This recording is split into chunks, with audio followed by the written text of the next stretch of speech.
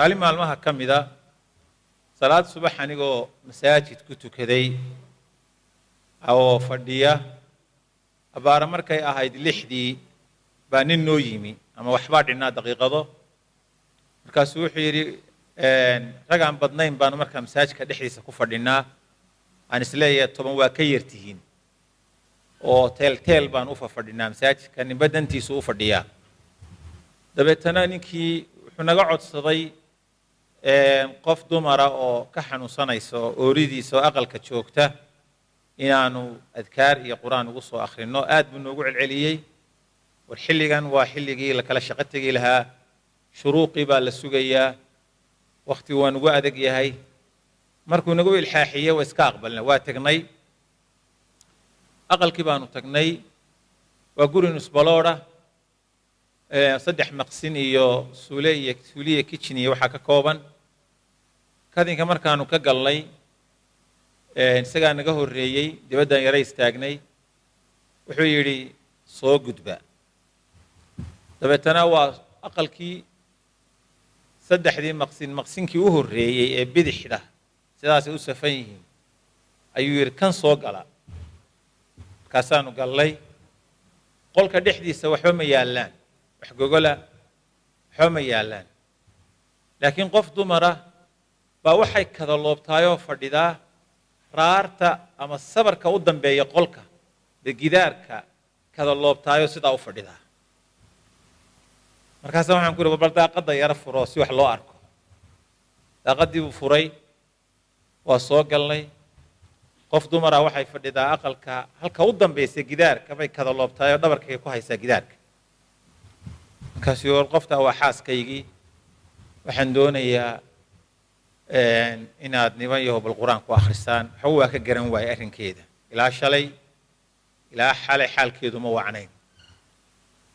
dabeeta waxaan ku nidhi bal ag fadhiiso oo maryahana u hagaajiyo dee haddii ay lacalla bal dhaqdhaqaaqdo wax iska beddelaan u diyaar garow ile adiga ooridaadii tahay inaad si wacan u qabato annagu qaban kari mayne qur-aankii baanu ku bilownay waa ku akhrinay waxoogaa markaanu ku akhrinaynay bay waxay bilowday inay sida bisadda u ciido gabadhii yaw bisad ciyaysa weligaa ma aragtay annagii baa yaabnay qur-aan ku akhrinaynay qur-aankii baanu joojinay waxaan isnay bal hubsada horta gabadhan aad qur-aanka ku akhrinaysaan baa sida bisadda u ciyaysa mise bisad baa qolka ku jirta horta waa ku celinay mise sida bisadda ay u ciyaysaa gabadha qur-aankii baanu ku wadnay ku akhrinay waxay sida bisadda u cidaba oo sidaas marba tidhaahdo sidaa marba tidhaahdo markii dambe caadi bay iska noqotay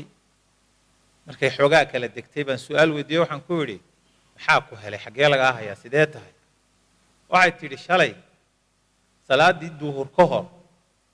anigoo qadadii reerka u karinaya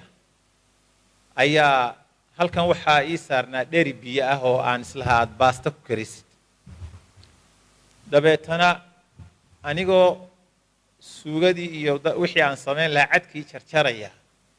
ayaa bisadii kadinka ka soo gashay albaabkoo furan dabeetana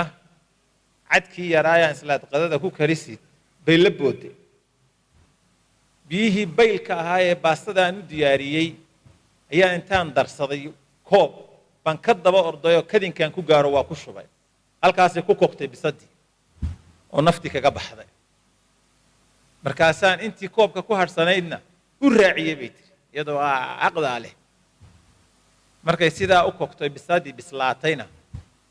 waa tuuray bay tiri markaan ka soo noqday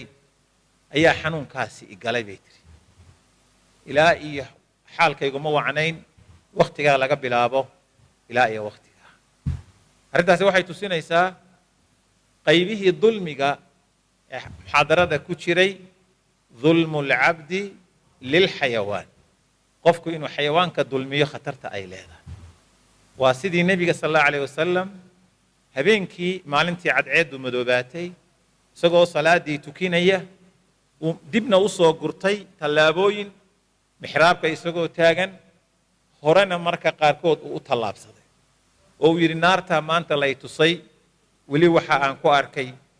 wax la mida ma arag sidaasaan dib ugu soo gurtay